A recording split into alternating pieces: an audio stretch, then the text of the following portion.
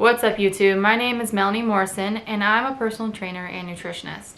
And I have 5 tips for you to turn your diet into a habit. Tip number 1, plan ahead. So let's start with the basics. Let's start with the grocery list. This is a big one because you want to have all the essentials you need for the week.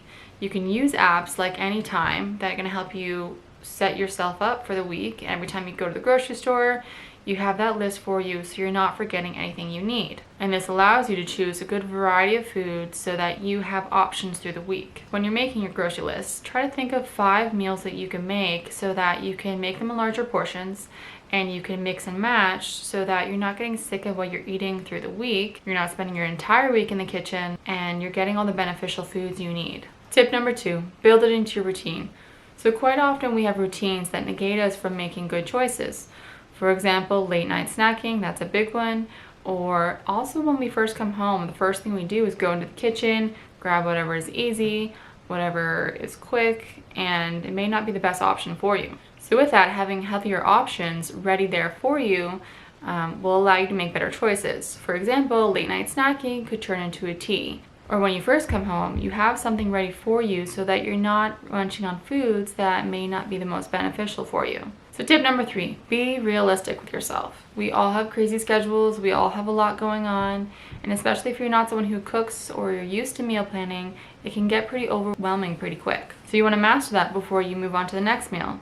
And you'll get more and more comfortable with it being in your routine until you have a full menu where you're able to kind of work it in and everything's healthy options. So starting with 1 meal a day may be the best idea for you because you're starting out small, you're not going to overwhelm yourself.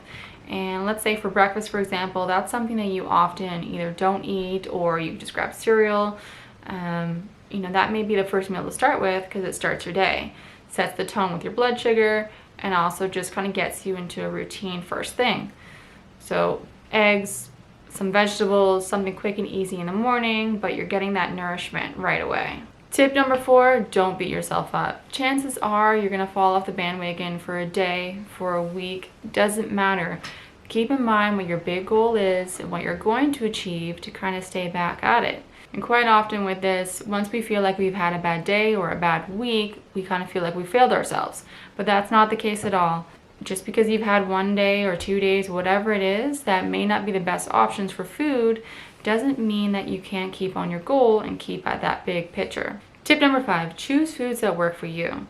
So there's so many diets out there, so many pieces of advice that people have for you, so many options of what is the better choice.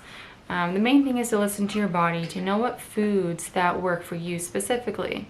I'm personally someone that doesn't really agree with wheat. I'm personally someone who reacts quite quickly to sugar. So with that, I know that I eat that stuff in moderation if I'm going to have it. And foods that are really beneficial for me, I eat plenty of. So pay attention to your body, kind of know what foods that don't really work for you. And you'll notice as you start to eat clean, you'll notice more obviously which foods you react to or you start to get bloated with or you just don't feel that great energy-wise with. And with all these diets, there's so much information out there. And it's so easy to get caught up in all this information and what's the best option.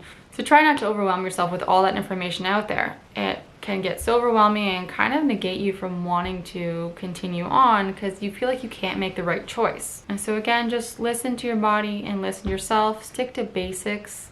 Stick to things like whole foods, just steamed vegetables or fresh salads, some clean meats, beneficial fats. So sticking to whole foods, just basic unprocessed foods, will be your easiest bet to kind of keep it ball rolling. So last one's a bit of a bonus here. So I want you to trust the process and enjoy the process. You're going to end up learning a lot about food. You're going to end up learning a lot about yourself and all positive things. It's definitely going to be challenging at times and you're going to test your limits, but just keep in mind what that goal is and what your game plan is. And it's super important to also continue to acknowledge your achievements as you go along. So even though your end goal may be, something you constantly have in the forefront of your head, you want to think about the little achievements that you've had going along the way. And that's going to help to keep you motivated. Thanks again for watching. Again, my name is Melanie Morrison. Like and subscribe if you like the content here. Feel free to leave comments. Come here. You want to see yourself? Who's that? Who's that?